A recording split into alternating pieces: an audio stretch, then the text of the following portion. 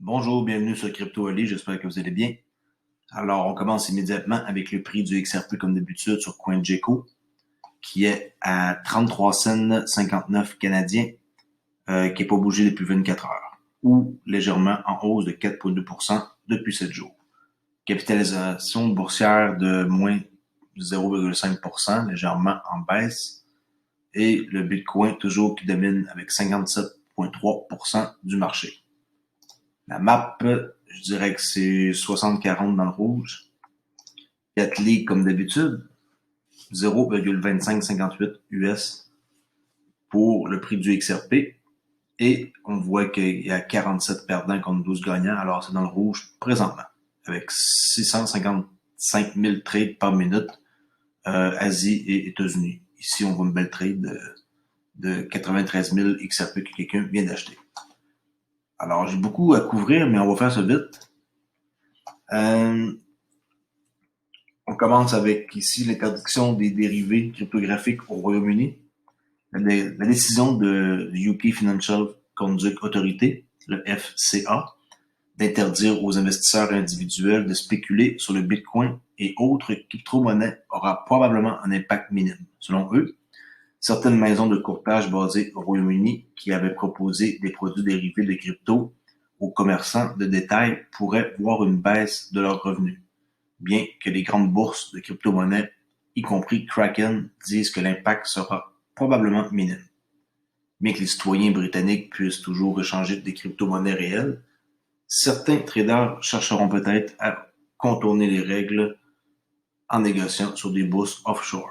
L'interdiction devrait entrer en vigueur au mois de janvier prochain 2021. Ici, le USDebClock.org. Toujours impressionné à chaque fois que je vois ça.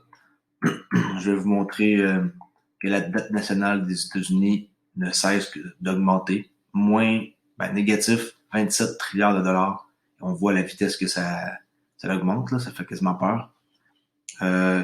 Contrairement aux taxes qui collectent, la dette augmente, mais les taxes qui collectent baissent. Il y a 302, 301, 300. Alors, c'est pas normal. Ils peuvent pas continuer comme ça. Et en passant, ici, si vous voulez voir le prix de l'or et dollar to gold ratio, présentement, 29 000 l'once, selon eux. Alors, le prix présentement de l'or qu'on voit à 1894 c'est pas le bon prix. Le vrai prix, ça devrait être de 29 000 l'once. Alors, pour ceux qui en ont, si c'est le cas, ça va être assez payant, merci.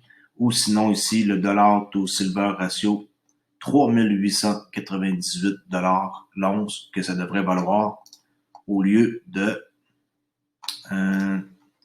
24 Alors, au lieu de 24 l'once de silver devrait coûter 3898. Comparé en 1913 à 2,65, puis l'or, ça coûtait 29 c'est rien, là. 29 c'était beaucoup d'argent à ce temps-là. Là. Mais comparé aujourd'hui, 29 000, on voit la différence, c'est énorme. OK, attends pas plus longtemps que ça. Allez voir tout ça ici. Là. Si vous ne comprenez pas, posez-moi des questions. J'ai étudié un petit peu à quoi ça ressemble et je pourrais vous aider. On est sur le site de Ripple. Je vais vous montrer ici, pour ceux qui ne savent pas, que ça prend 3,80 secondes pour envoyer une transaction. Le prix pour envoyer une transaction, c'est ridiculement pas cher. 4 zéros après le zéro. Décentralisation, ok, eux, ils gèrent des ledgers là, sur l'écosystème. Ok. Par exemple, Bitrue, ils gèrent un node. Le supply, c'est ça que je voulais vous montrer. En quoi que leur compte escroc qu'on voit ici est de 48 milliards dans leur compte escroc. Ripple, ici, ils ont 6 milliards. Et qu'est-ce qui a été distribué à date?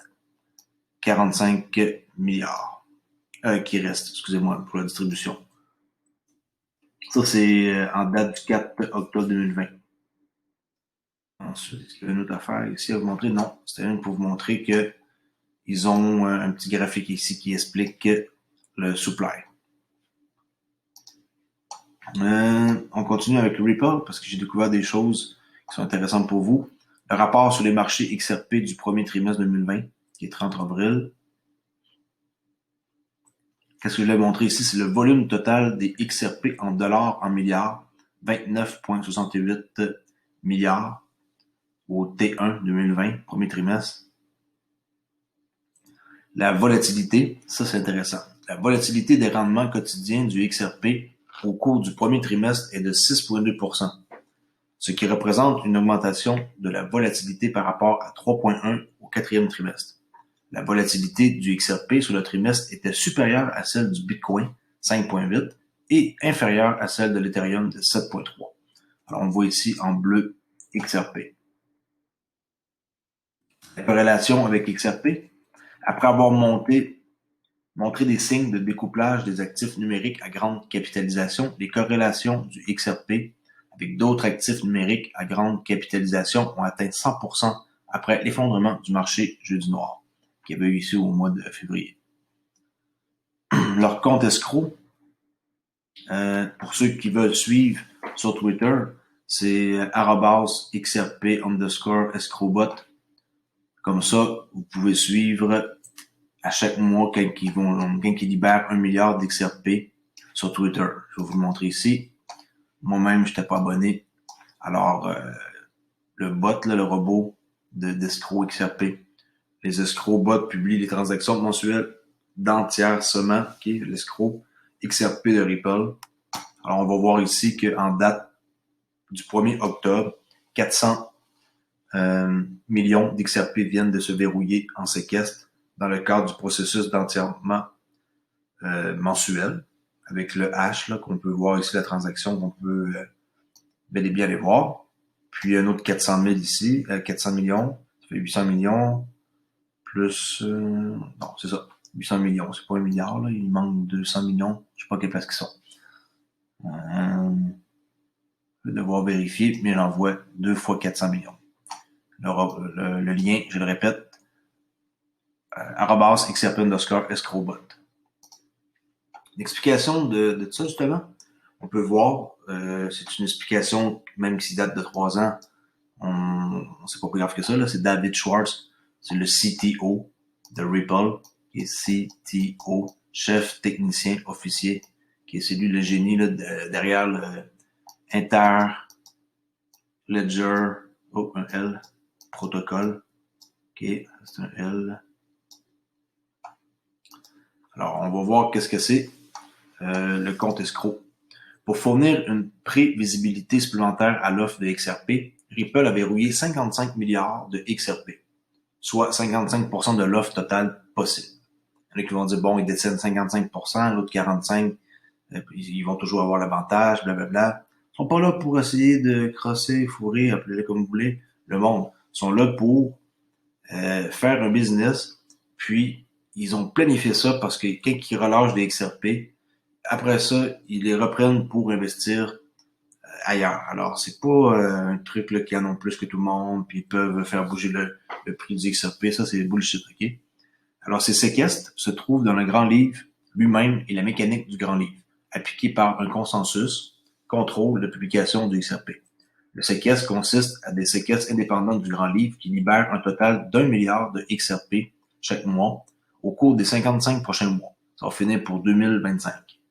La date, là, alors, c'est mon calcul pour en quoi que je vais garder mes XRP, au moins 50% de mes XRP que je vais garder après 2025, mais en 2025, je vais en liquider comme 50%, en même temps que ça va finir. Alors, ça, bon, dans 55 mois, qui va mener en 2025. Alors, cela fournit une limite supérieure sur la quantité de nouveaux XRP qui peut être mis en circulation. La quantité de XRP réellement mise en circulation sera probablement bien inférieure à cela. Tout XRP supplémentaire restant chaque mois sera placé dans un nouveau séquestre à libérer au cours du premier mois au cours duquel aucun séquestre ne sort actuellement. Au cours du processus de transfert du XRP de Ripple en séquestre, nous avons également modifié notre modèle de sécurité de compte. C'est ce qui dit David Schwartz. Le grand livre XRP prend en charge un schéma multisigne natif et Ripple a sécurisé les comptes dans lesquels les séquestres libèrent en utilisant ce schéma. Le schéma multisignature présente de nombreux avantages par rapport au schéma utilisé par d'autres grands livres.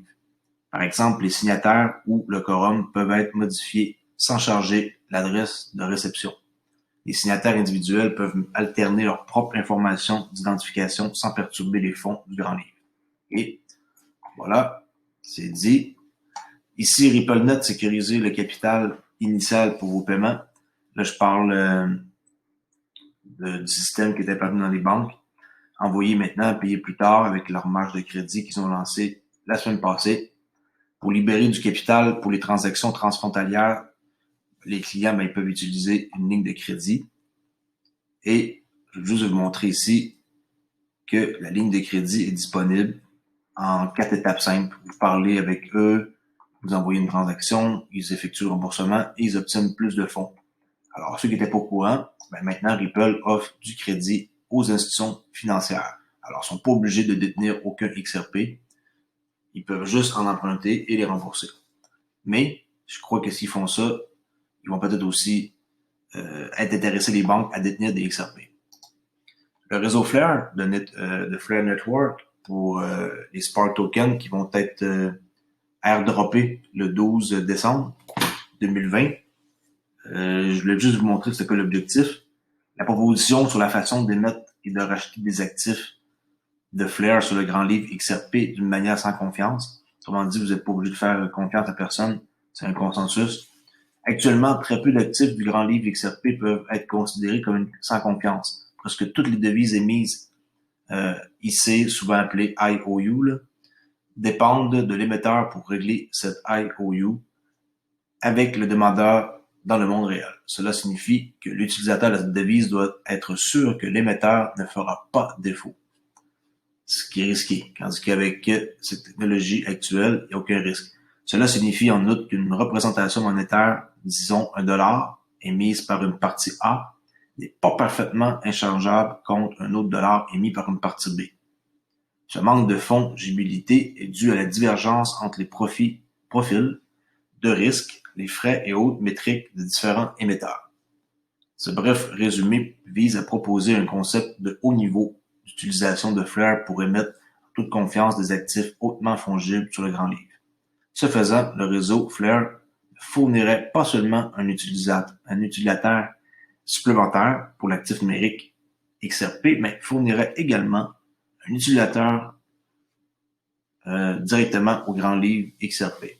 Alors, eux, ils vont vraiment aider à faire en sorte que ça soit sur le grand livre. Et on continue avec le concours de yuan numérique en Chine, avec la ville qui était choisie, c'est Shenzhen, qui a distribué 10 millions de yuan en monnaie numérique de la banque centrale. Ça, c'est vraiment hot. Les destinataires pourront utiliser leur yuan numérique dans 3389 magasins la semaine prochaine.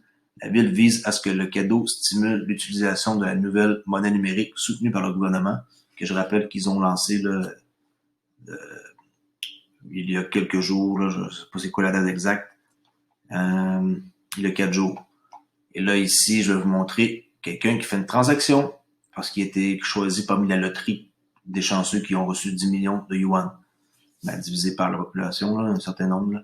Et ici, on va vous montrer la transaction. OK?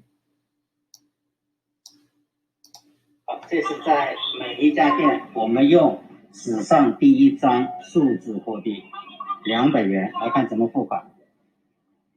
上滑付款，来出示付款码。Ça, c'est un chanceux qui a reçu 200 renminbi là, en Chine, numérique, et a pu utiliser pour acheter un breuvage là, dans le dollar. 这是付款码，然后给他 OK， 再看一看。哇，终于把钱发出去了，给了每一家，也是我们很好的一家企业。我买的是什么呢？健力宝。能想起过去的岁月吗？ C'est ça l'avenir. Que vous le voyez ou pas, c'est ça l'avenir. Et les gens qui y croient pas, le yuan numérique est testé en direct, on voit la preuve. Et bravo à celui qui a reçu ses 200 renminbi. Jordan Ali Beng qui a mis en ligne le système Infinity de Temenos, qui est client avec Ripple, pour couvrir ses opérations bancaire numérique mobile. Ça, c'est une bonne nouvelle. Jordan Ali Bank passe en direct sur Temenos. Ali Bank est un utilisateur existant du système bancaire de base de Temenos. La banque a mis en ligne le service T24, là, désormais appelé Transac, en novembre 2016, après une période de mise en œuvre de 4 ans. Ils ont testé 4 ans de temps. Temenos dit qu'Infinity a permis à la banque d'Ali de créer un nouveau service d'ouverture de compte mobile en ligne en 30 jours. C'est assez rapide. Ali Bank prévoit également de déployer Infinity dans ses opérations bancaires d'entreprise. Il a opté pour le front-end numérique pour tester les eaux avec le nouveau système. Actuellement, le système Temenos alimente les produits bancaires personnels, y compris les dépôts, les comptes, les paiements, les cartes de crédit, puis les prêts et assurances. D'accord pour ça. Elipal, qui est rendu disponible pour le airdrop de Flare Network. Alors, c'est simple. Si vous voulez avoir vos tokens Spark, vous mettez à jour votre application Elipal. Moi, j'en ai pas de compte Elipal. Préparez une adresse ETH, Ethereum, pour recevoir vos jetons Spark et liez votre Ethereum adresse à XRP via une signature de portefeuille froid qu'on appelle similaire à la signature d'une transaction.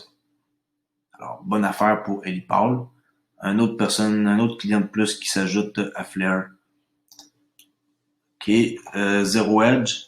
Ici, quand quoi que le cercle est terminé, la Banque du Japon se joint à la Fed, la Réserve fédérale et la Banque centrale européenne pour préparer le déploiement de la monnaie numérique.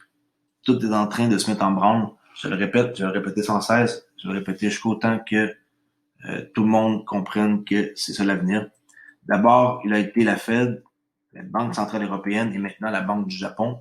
Les banques centrales du monde se préparent tranquillement, parce que tout ce qu'ils font les banques, c'est tranquillement, là. Mais après ça, quand ça arrive d'une claque. Un peu comme un barrage, quand ils ouvrent les portes et que l'eau tombe, ça tombe d'un coup.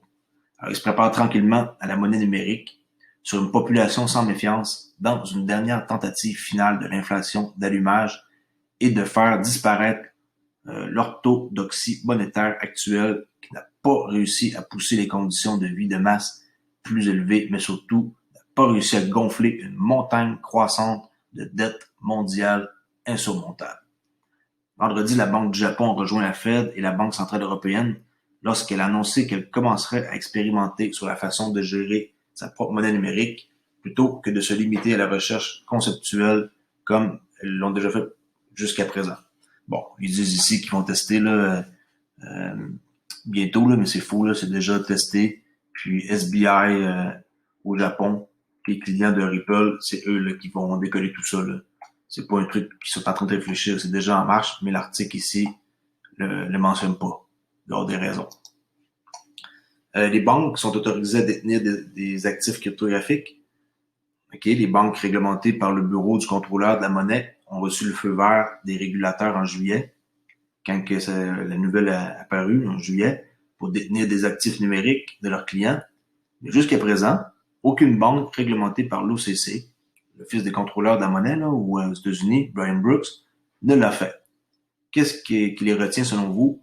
Bon, l'un des facteurs qui semble être le manque de clarté sur ce que les banques sont autorisées à faire et les risques qui y sont associés. Manque de clarté, là, ça prend une charte là, claire là, qui sont en train de travailler là-dessus. Le concept de garde n'est pas si compliqué lorsqu'il s'agit d'espèces détenues dans une banque.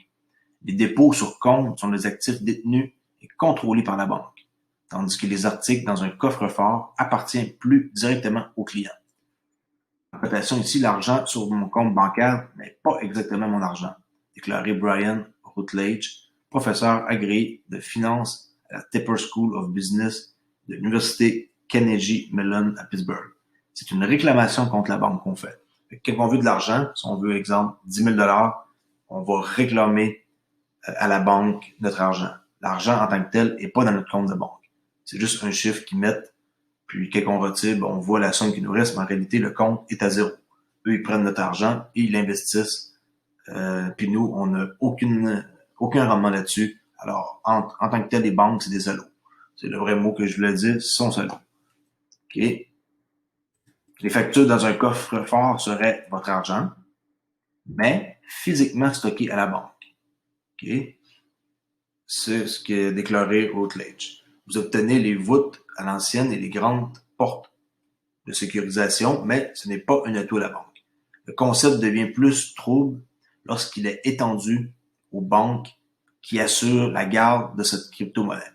L'OCC a publié une lettre impérative en juillet confirmant que les services de garde bancaire pourraient inclure la détention des clés cryptographiques et d'autres actifs liés à la cryptographie en réponse à une requête d'une banque anonyme. Bah, moi, je suis désolé, mais la banque n'aura pas ma clé cryptographique. Moi, je préfère mettre le minimum de mon argent dans une banque, mais jamais qu'ils vont leur donner ma clé cryptographique. Là. Moi, je préfère la garder avec moi comme ça, puis mettre le minimum dans mon compte bancaire.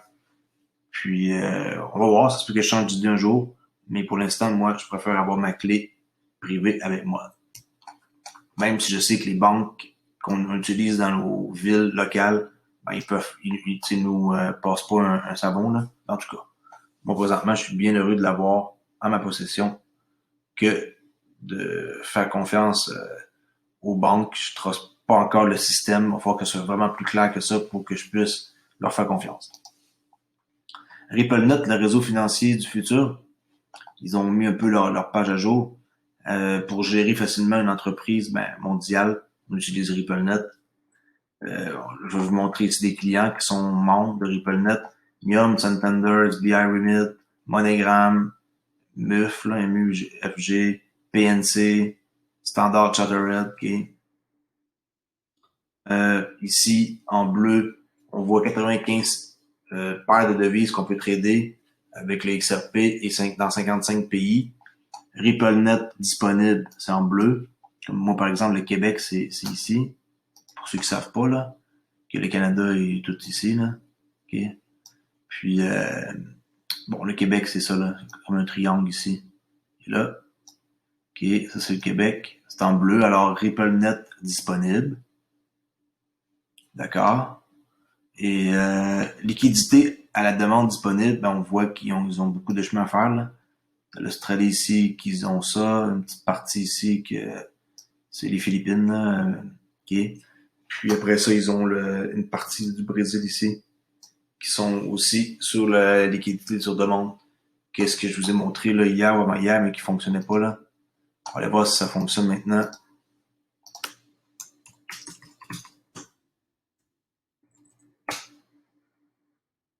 Le site hier, il ne fonctionnait pas. Ou qu'ils sont en train de faire une mise à jour ou quelque chose comme ça. On va aller voir si ça dit quelque chose ce soir. Ouais, ça fonctionne. Alors, on peut voir que c'est pas encore des gros chiffres là, qui est depuis le 26 avril 2019, ils ont fait 1,7 milliards de transactions. Là. C'est pas encore des gros chiffres, mais en moyenne, là, c'est 4 millions par jour de transactions. Le week-end, ça baisse.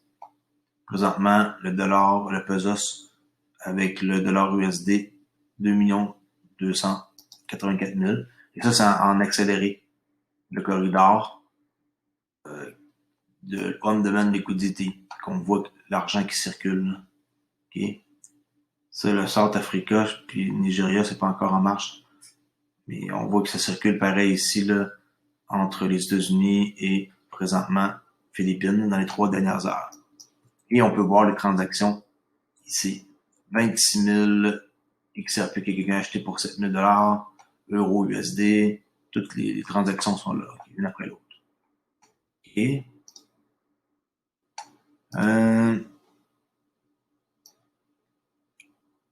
SBI eSport, je voulais vous montrer qu'ils ont un événement ici. OK. En quoi que maintenant, ils ont une filière qui s'appelle le SBI eSport. Puis pour ceux qui ne le savent pas encore, ben ils vont avoir aussi une plateforme VC Trade. Puis ils vont payer les joueurs qui sont des gamers en XRP. Ils vont avoir la possibilité d'avoir un salaire annuel. Je sais que je l'ai mentionné dernièrement, mais il y a des nouveaux membres sur la chaîne et je trouve ça important de le mentionner. En quoi que SBI eSport vont donner le choix aux gens qui font du gaming de être payés en XRP. OK. Bitrue qui accepte maintenant la préinscription pour PID de Ripple. Alors, j'ai été créer mon PID hier soir. Je vais vous montrer ici mon compte. On va aller sur un autre browser, Brave. Alors ici, quand vous avez un compte comme moi ici, vous allez dans votre actif XRP. Et bon, moi je ne détiens pas d'XRP sur aucun site d'échange. C'est pour ça qu'on voit qu'il y en a juste 1.57. Alors mon PID, si je clique ici, est crypto oli signe de dollar pid.bitrue.com. Et voilà. Fait que si je veux avoir un paiement, exemple de mon cousin qui me doit 50 $, il peut m'envoyer un paiement à crypto oli signe de dollar pid.bitrue.com. Il y en a d'autres là qui peuvent faire ça. Là j'ai appris qu'il y avait aussi deux autres là. Ben, un que je connaissais, Payburner, et il y a PayMe Plus. PayMe Plus. Alors, si vous êtes intéressé à avoir votre identifiant PID, allez vous créer un compte avec Bitrue. J'ai un lien dans ma vidéo et vous allez être capable de pouvoir en recevoir des sous avec votre adresse ici PID. C'est ça l'avenir avec une adresse comme ça qui a un signe de dollar. Il n'y a plus de nouvelles. Je fais le tour. Alors, on finit avec toujours un peu de trading. En passant, ma trade que j'ai pris hier est rendue à 477 $. La trade sur l'EuroCAD, là. Si j'ai pris une trade, c'est pour ceux qui écoutent mes vidéos complètes. La trade, je l'ai pris ici, là. On voit le prix d'entrée, là, sur cette bougie-là blanche. Et par hasard, aujourd'hui, ça a descendu. Même si j'ai rappelé que l'euro, présentement, on le vend pas. L'euro, CAD, c'est pas compliqué. C'est un marché, selon moi, présentement, qu'on fait achat. OK? On ne vend pas l'euro CAD. On achète l'euro, on vend le dollar canadien. Alors, pour ceux qui sont nouveaux, pourquoi ils parlent de Forex, comme sa chaîne, c'est crypto? Ben, c'est pour faire, dans le fond, un exemple sur les possibilités qu'on a de trader. Il n'y a pas juste le crypto qu'on peut trader. Moi, d'ailleurs, je ne trade pas la crypto, j'achète sur le long terme. Je fais aucun day trading, je fais pas de trading en 4 heures, je fais pas de trading en 30 minutes, en 15 minutes. Je trade plus du tout sur des horizons de temps comme ça. Je trade juste en D1 ou weekly. Weekly, pour ceux qui savent pas, c'est une semaine. Alors, une chandelle, c'est une semaine. Puis, mais la technique que je vous montre, ça s'applique sur daily. J'ai pas besoin de vérifier pour voir si ça s'appliquait pour weekly. Puis monthly, ben là, on s'entend que vous devez avoir une patience d'or. Mais tout est possible. Puis ça dépend de votre façon de faire. Puis la psychologie de trading, je vais en enseigner parce que c'est ça qui fait 80% de votre succès ou pas en trading. Alors, on revient ici à la page principale là, que je construis mes vidéos sur ma chaîne qui s'appelle Crypto Ali. Je parle de XRP et de Ripple. Et si vous voulez en savoir plus, abonnez-vous à ma chaîne, ça me fait plaisir. J'ai quasiment 60 abonnés, je suis rendu à 59. Puis ça me ferait plaisir d'atteindre 100 abonnés d'ici la fin du mois d'octobre. Je sais pas si je vais réussir, là. J'ai quasiment un abonné par jour, parfois 2, 3. Alors, si vous aimez qu'est-ce que je fais et mon contenu, abonnez-vous et venez parler avec moi, ça me fait un plaisir de pouvoir échanger. Alors, je vous dis à demain pour la prochaine vidéo. Merci, au revoir.